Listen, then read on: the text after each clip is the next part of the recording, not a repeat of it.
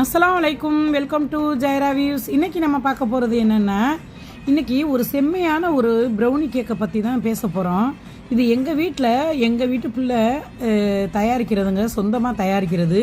இந்த brownie cake வந்து வேறு லெவலில் இருக்கும். உண்மையிலே சொல்கிறேன், நீங்கள் கடையில் வாங்கி சாப்பிட்டீங்கன்னா ஸ்வீட் வந்து ஏதோ சுகரை சாப்பிட்ட மாதிரி ஒரு ஃபீலிங் கிடைக்கும். அப்படி இருக்காது. இது சாக்லேட்டும் அந்த சுகரும் கரெக்டான லெவலில் செம்மையாக இருக்கிறதும் இந்த ப்ரௌனி கேக்கு. இது உண்மையிலேயே நீங்கள் சாப்பிட்டு பார்த்துட்டு உங்களுக்கு ஒரு பாக்ஸ் பத்தாதுங்க, வேணும் கேட்டு வாங்கி சாப்பிடுவீங்க. அந்த லெவலில் இருக்கும், செம்மையாக இருக்கும், வேறு லெவலில் இருக்கும். டேஸ்ட்டாக சொல்லவே வேணாம், அந்த மாதிரி இருக்கும். நாக்கில் ஒட்டிக்குங்க. இனிப்பும் ரொம்ப அதிகமான இனிப்பும் இல்லாமல் நம்ம சுவை வந்து அவ்வளோ ஒரு சுவையாக இருக்கும்.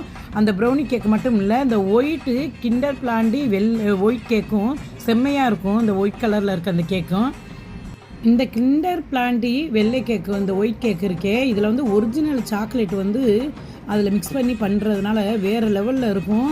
உண்மையிலே டேஸ்ட்டும் ரொம்ப அதிகமாக இருக்கும். இதை நீங்கள் வாங்கி சாப்பிட்டு பாருங்கள். அதை காட்டி இந்த ப்ரௌனி கேக் இருக்கே, உண்மையிலே வேறு லெவலுங்க. சாப்பிட்டு பார்த்து தான் சொல்கிறோம். எங்கள் குடும்பத்தை சார்ந்த ஒரு பொண்ணு தான் இது பண்ணுது. வேணுங்கிறவங்க நீங்கள் ஆர்டர் பண்ணுங்கள். வெரைட்டி வந்து double chocolate, triple chocolate brownie, cashew brownie, பாதாம் ப்ரௌனி, பிளெயின் ப்ரௌனி, இப்படி எல்லா வெரைட்டிஸும் இருக்குது.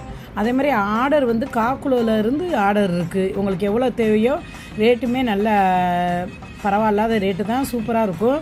உங்களுக்கு போதுமான ரேட்டாக தான் இருக்கும், நல்லா டேஸ்ட்டாக இருக்கும். வாங்கி பயன்பெறுங்க. உங்களுக்கு ஆர்டர் வேணும்னா இந்த நம்பரை நீங்கள் காண்டாக்ட் பண்ணிக்கலாம். நான் மென்ஷன் பண்ணிவிடுறேன், பார்த்துக்கோங்க. அஸ்ஸலாமு அலைக்கும். இந்த வீடியோ உங்களுக்கு பிடிச்சிருந்தா லைக் பண்ணுங்கள், ஷேர் பண்ணுங்கள், சப்ஸ்கிரைப் பண்ணுங்கள். மறந்துடாமல் பக்கத்தில் இருக்க பெல் பட்டனையும் தட்டி விட்டுருங்க.